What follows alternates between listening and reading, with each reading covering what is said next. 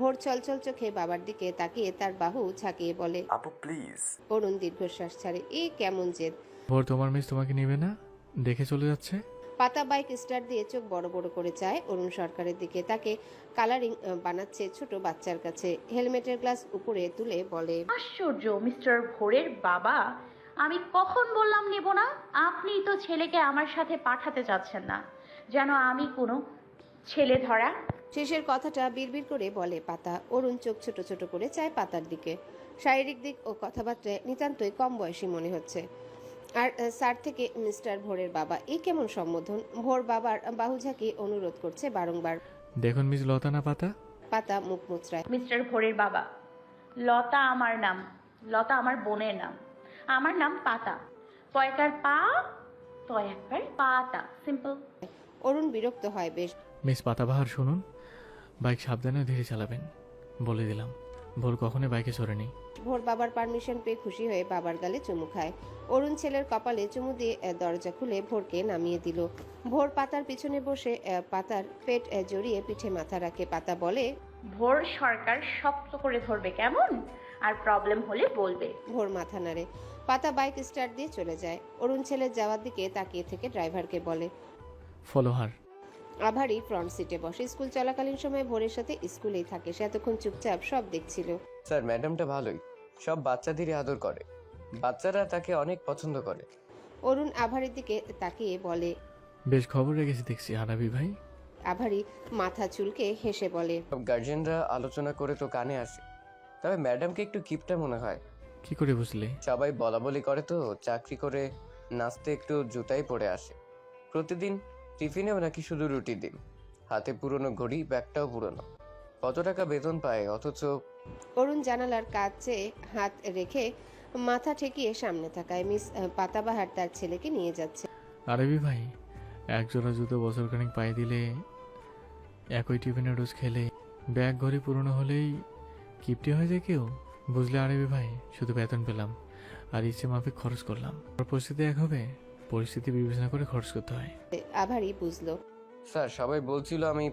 তুমিই তো বললে।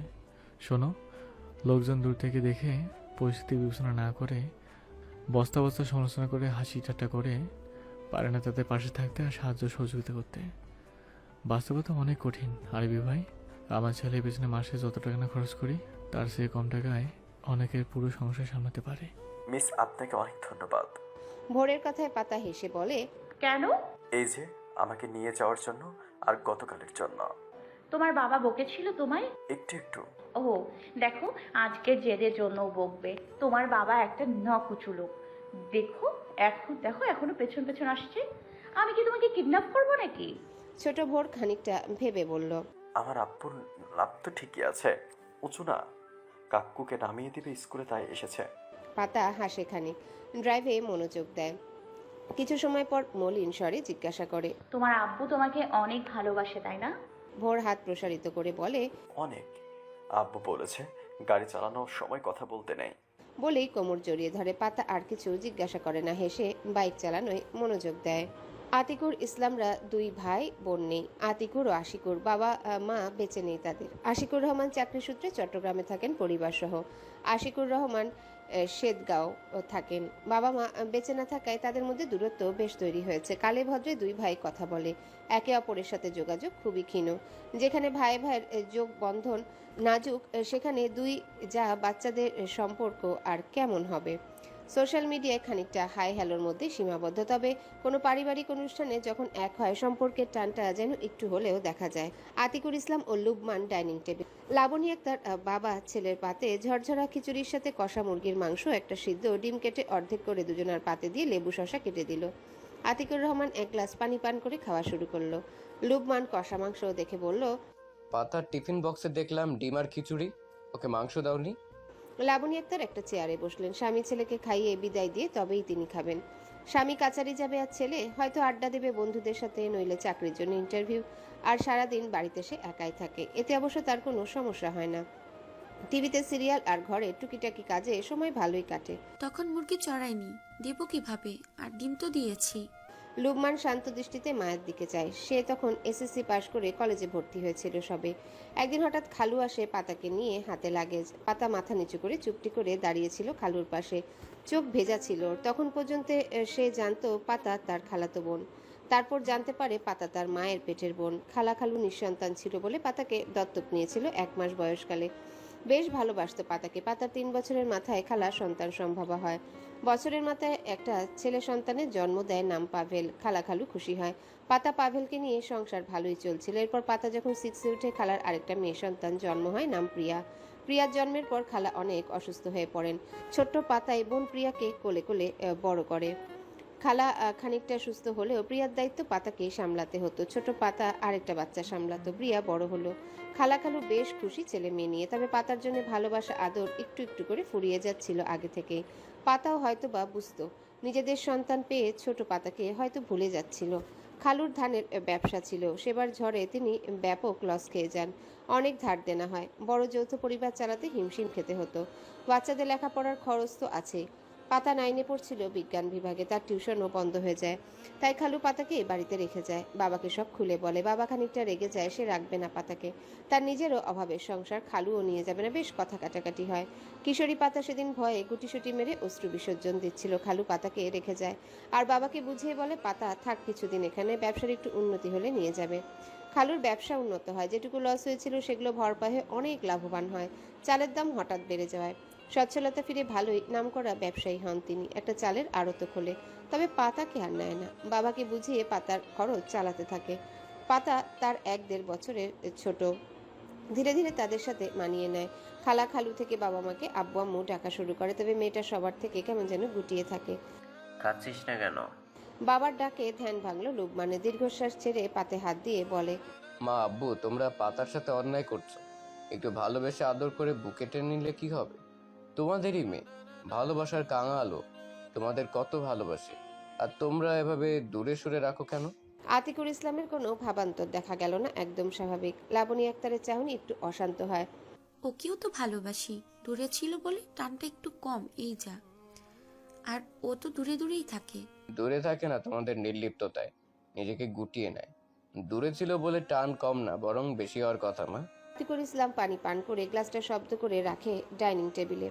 লুবমান ও লাবণী আক্তার চকিতে তার দিকে চায়, ঘাবড়েও যায়। তিনি না আবার রেগে যায়। তাকে চাইনি সংসারে। তোর জন্মের পর আর বাচ্চা নিতেই চাইনি। এক ছেলে এক মেয়ে যথেষ্ট ছিল। অনাকাঙ্ক্ষিতভাবে এসে যায়। সময় থাকতে ব্যবস্থা নিতে চেয়েছিলাম। তার মধ্যে পারুল এসে কান্নাকাটি করে বাচ্চাটি রেখে দিতে। ভূমিষ্ঠ হওয়ার পরেই যেন তাদেরকে দিয়ে দিই। পারুলের স্বামী রহিমও বেশ অনুরোধ করে। তোর মা বোনের কথায় গলে গিয়ে রাজি হয়। কথা হয় বাচ্চা হওয়ার 1 মাসের পরেই নিয়ে যাবে। পাতার সব দায়িত্ব নেবে সারা জীবনের জন্য। কথাও রাখে। সব ঠিকঠাকই চলছিল তো হঠাৎ রহিম পাতাকে রেখে যায় বলে কিছুদিনের জন্য, অথচ আর নেওয়ার কোনো নামই নেই। এটা তো কথা ছিল না। পরের মাসে কিছু টাকা পাঠাতো। টাকা পাঠালেই তো সব দায়িত্ব শেষ হয়ে যায়। মধ্যবিত্ত সংসারে 2টা বাচ্চার পড়ালেখার ভরণ পোষণ আমাদের দেওয়ালে পিঠ থেকে যায়। এখানে আরেকজনেরটা কিভাবে টানতে হয়েছে? তবুও কখনো কিছু বলিনি। জন্ম দিয়েছি, রাখছি, নিজের দায়িত্ব পালন করব। পড়ালেখা করিয়েছি, ভালো চাকরি করছে। এখন একটা ভালো ছেলে দেখে বিয়ে দিয়ে দিয়ে নিজের দায়িত্বটা সমাপ্তি টানবো। এর চেয়ে বেশি আমার দ্বারা হবে না। এই নিয়ে যেন আর কোনো কথা না শুনি। কঠোর গলায় বলে আতিকুর রহমান। লুবমান মাথা নিচু করে খাবার খাওয়ায় মনোযোগ দেয়। বাবার কথার উপর কথা বলার সাহস নেই। লাবণী আক্তারও চুপচাপ বসে। এক এক মানুষের মনোভাব এক এক রকম। কেউ 4-5 বাচ্চার পরেও বাচ্চা হলে খুশি কোলে তুলে নেয়, এই ভেবে যে তার রিজিকের মালিক উপরওয়ালা, তিনি দিয়েছেন তিনিই দেখবেন। আর অনেকে 1-2 বাচ্চা নিয়ে আর নেয় না। অনাকাঙ্ক্ষিতভাবে এলেও কেউ কেউ রাখে, আবার কেউ অ্যাবর্শন করায়। আবার অনেক দম্পতি আছে যারা নিঃসন্তান একটা বাচ্চার আশায় কত শতক আহাজারি তাদের। আতিকুর ইসলাম খাওয়া শেষ করে হাত ধুয়ে রুমে যায়। কাচারিতে যাওয়ার জন্য রেডি হয়ে খেতে বসেছিলেন। খাওয়া শেষে রুমে গিয়ে ব্যাগটা নিয়ে আসে। মানিব্যাগ থেকে 500 টাকার নোট বের করে ছেলেকে দিয়ে বলে, 500 দিলাম। আলতু ফালতু কাজে যেন খরচ না করা হয়। আর খারাপ জুয়ারি নেশাখোর বন্ধুদের সাথে দেখলে সেখানে জুতা খুলে মারবো। পড়াশোনা করবে আর চাকরির খোঁজ খবর নিবি। লুকমানের ডান হাতটা এঁটো থাকায় বাম হাতে নিয়ে পকেটে পুরে টাকা মাথা নাড়িয়ে বাবার কথা সম্মতি জানায়। সে বুঝতে পারে জীবনে একবার খারাপ বন্ধুদের পাল্লায় পড়ে তার মান সম্মান কতখানি নষ্ট হয়েছে, সাথে বাবা মায়েরও। তাই সকল প্রকার বন্ধু এড়িয়ে চলে, এখন নিজের মতোই থাকে। মানুষ একজন ভালো বন্ধুর হাত ধরে যেমন জান্নাত নসিব করতে পারে, তেমনি অসৎ বন্ধু মানুষকে নরকের দিকে ধাবিত করে। তাই বন্ধু নির্বাচনে সর্বদাই সাবধান। বেলা 12টা, ব্যস্ত নগরীর কর্মজীবীর ব্যস্ত তার নিজ কার্যালয়ে। অরুণ সরকার নিজ অফিসের কেবিনে বসে ল্যাপটপে কিছু ডিজাইন দিচ্ছে আর মার্ক করছে। গয়না অলংকারের ব্যবসা তাদের। বিভিন্ন অকেশনে, বড় বড় ট্র্যাডিশনাল বিয়ের অনুষ্ঠানে, বিভিন্ন ফাংশন, আধুনিক ও হিস্টোরিক সিনেমার গয়নার ডিজাইন করে ও বানিয়ে থাকে। বড় বড় জুয়েলারি শপে অধিকাংশই তাদের কোম্পানির ডিজাইন করা গয়না। অরুণের পূর্বপুরুষেরা স্বর্ণকার ছিলেন। অরুণের দাদাও একজন স্বর্ণকার। তার বাবা দাদা মিলে নিজেদের পারিবারিক ব্যবসাকে বর্ধিত করতে সরকার ফ্যাশনেবল কোম্পানি দাঁড় করায় এবং সফল হয়। অরুণ সরকার গ্র্যাজুয়েশন কমপ্লিট করলে তার বাবা ইন্তেকাল করেন, আর দাদা দাদি অনেক আগে শেষ নিঃশ্বাস ত্যাগ করেছিলেন। অরুণের বাবা একমাত্র সন্তান হওয়ার কারণে সমস্ত কিছু তার নামে ছিল। তার সূত্র ধরে অরুণ, আরিয়ান ও আদুরি এই কোম্পানির মালিক। আরিয়ান কোম্পানি থেকে দূরেই থাকে, তার এসবে ইন্টারেস্ট নেই। আর আদুরি তো ছোটই। তাই অরুণ সরকার বাবা দাদার কোম্পানিতে জয়েন করে সব দায়িত্ব নিজের কাঁধে তুলে নেয়। প্রথম প্রথম হিমশিম খেলেও এখন নিজেকে সামলে নিয়েছে। বাজারের দরদাম এসে একজন সফল বিজনেসম্যান।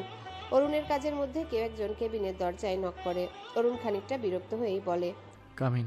তবে ভিতরে প্রবেশ করা ব্যক্তিকে দেখে বিরক্তি কেটে যায়। চোখ ছোট ছোট করে তার দিকে চেয়ে ল্যাপটপের শাটার ডাউন করে পরনের চশমা খুলে বলে, সালার লং টাইম। আগত লোকটি হেসে অরুণের ডেস্কের সামনে চেয়ারে বসে বলে, ভেরি লং টাইম ইয়ার, কেমন আছিস? অরুণ চেয়ারে শরীর ছেড়ে দিয়ে রিল্যাক্সে বসে বলে, আই এম গুড। তোর কি খবর? তোকে তো আজকাল পাওয়াই যায় না, ব্যস্ত মানুষ কি না? তোকে খুব পাওয়া যায়। আমরা সকলে দেখা না করলেও সোশ্যাল মিডিয়ার মাধ্যমে যোগাযোগ রাখি। আসলে তোকে তো সেখানে হারিকেন দিয়ে খুঁজে পাই না। অরুণের গম্ভীর মুখশ্রীতে হালকা হাসি রেখা ফুটে ওঠে। ঠোঁট বাঁকিয়ে বলে, সোশ্যাল মিডিয়ায় আমি অতটা অ্যাক্টিভ নই, জানিসই তো। অফিস বাদে যতটা সময় পাই ছেলেকে ঘিরেই থাকি। থাক, বাদ দে। বাড়ির কি খবর? বউ বাচ্চা সব ঠিকঠাক? নতুন সদস্য আসছে নাকি? গোলো করেছিস শুভ? লোকটি উঠে দাঁড়িয়ে কাচের কেবিনের গ্লাসে মুখ দেখে নিল। দাড়িতে হাত বুলিয়ে গ্লাসে নিজের প্রতিবিম্বের দিকে চেয়ে বলে, খুবই গ্লো করছে, বল ভরিয়ে যাচ্ছে। আরে তুই কোনো জ্যোতিষবিদ্যা শিখলি কবে? অরুণও চেয়ার থেকে উঠে লোকটির সামনে গিয়ে কলার ধরে সোজা করে কলার ঠিক করতে করতে বলে, mister Fardin Islam Shuvo, that's mean ভাবি pregnant? 3 months and I'm very excited, also happy for being second time father, so congrats me. অরুণ খানিক হেসে তাকে জড়িয়ে ধরে। দুই বন্ধু খানিক সময় আবেগময় মুহূর্ত পার করে। অনেক দিনে জমিয়ে যাওয়া গল্প জুড়ে দেয়। দুজনে মশগুল হয়ে যায়। গল্পের মাঝেই শুভ বলে, ভোর কেমন আছে? অনেকদিন হলো দেখা হয় না। কি কিউট আমাদের ভোর, পুরো চমচম। ভালো হয়েছে, সারাদিন দৌড়ঝাঁপ করবে আর আগের মতোই আদর পাগল। ওকে শুধুকে কিডন্যাপ করে বলে, বাবু আসো, আমি কিডন্যাপার, তোমায় কিডন্যাপ করে অনেক আদর করব। সে তার সাথে চলে যাবে। আর এতে পাকা পাকা কথা। সেটা ঠিক বলেছিস, ছেলেটা আদর পাগল। আদর করে তাকে ভোলানো পানির মতো সহজ। অরুণ শান্ত দৃষ্টিতে তাকিয়ে আছে। শুভ বন্ধুর দিকে খানিক পল তাকিয়ে বলে।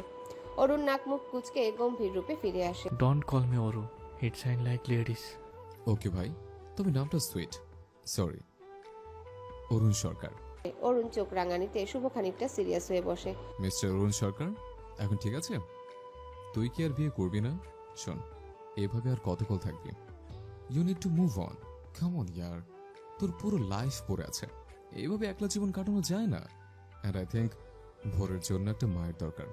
প্লিজ ইয়ার, নিজের জন্য, ভোরের জন্য হলো বিয়েটা কর। অরুণ দীর্ঘশ্বাস ফেলে বলে, ভয় হয় ভাই, ভালোবেসে ঘর পেতেছিলাম, সে ঘর পুরুষে। আবার যদি তাছাড়াও যে আসবে, সে যদি ভোরকে না মেনে নেয়, ঘর মেনে নিল, কিন্তু মায়ের মতো ভালোবাসা দিতে পারবে? শুধু খানিকটা সহানুভূতি, সময়ের সাথে সাথে সেটাও ফুরে যাবে। এটা বাবার ভাগ্যেই পেয়েছে দেখা। শুভ অরুণকে জড়িয়ে নেয়। তার বন্ধুটা জীবনে অনেক সহ্য করেছে। ভাই, সব ঠিক হবে।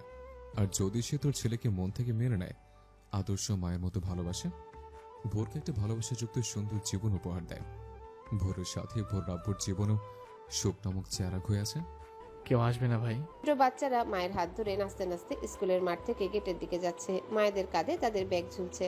তাদের ক্লাস শেষ, ছুটি হয়েছে। শুধু 3 to 5 এর বাচ্চারা আছে। তাদের টিফিন পিরিয়ড, তারা খেলছে। কেউ কেউ স্লিপারে উঠছে নামছে, তো কেউ দোলনায় দুলতে ব্যস্ত, কেউ বা দড়ি খেলছে। ছেলেদের একদল ক্রিকেট, একদল ফুটবল।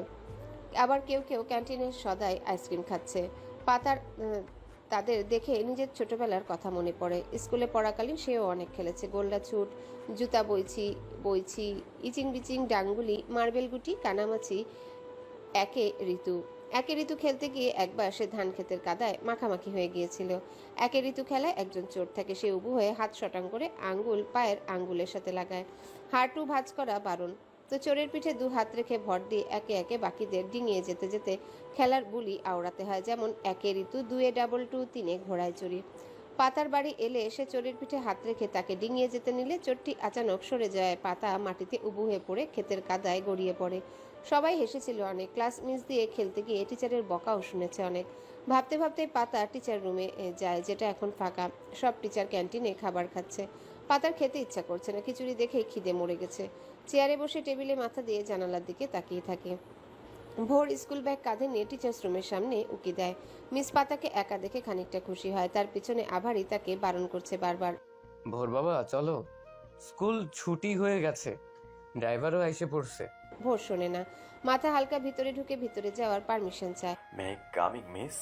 পাতা মাথা তুলে দরজায় তাকায়। ভোরকে দেখে বলে, কাম ভোর, তোমার স্কুল তো ছুটি, বাড়ি যাওনি? ভোর গুটি গুটি পায়ে ভেতরে ঢুকে পাতার টেবিলের সামনে দাঁড়ায়। ব্যাগটা আভারির কাঁধে। আভারি ভিতরে না ঢুকে বাইরেই দাঁড়িয়ে থাকে। ভোর মিষ্টি হেসে বলে, মিস বাড়ি যাবেন না? আমাকেও লিফট দিবেন কিন্তু। পাতার ভ্রু কুঁচকে যায়। আমার এখনো ছুটি হয়নি, 3টায় ছুটি হবে। তোমার গাড়ি আসেনি? এসেছে, কিন্তু আমার বাইকে চড়তে মন চাইছিল। আমি 3টে পর্যন্ত ওয়েট করি, আপনার ছুটি হলে তো লিফট দিবেন। পাতার মাথা ঘুরছে। এই ছেলে বলে কি, তবে মায়াও লাগছে। আর তোমার আব্বু আমাকে বাইক সহ যমুনায় ভাসিয়ে দিক, তাই না? যাও, গাড়িতে যাও, অন্য সময় তোমাকে লং ড্রাইভে নিয়ে যাব। ভোর মুখ গোমরা করে মাথা নাড়িয়ে বের হতে নেয়। পাতার মনটা খানিকটা নরম হয় ভোরের শুকনো মুখ দেখে। ভোর ঘুরে এগিয়ে এসে বলে, জি মিস। সকালে কি খেয়েছো? নুডলস আর দুধ খেয়েছিলাম। খিদে পেয়েছে?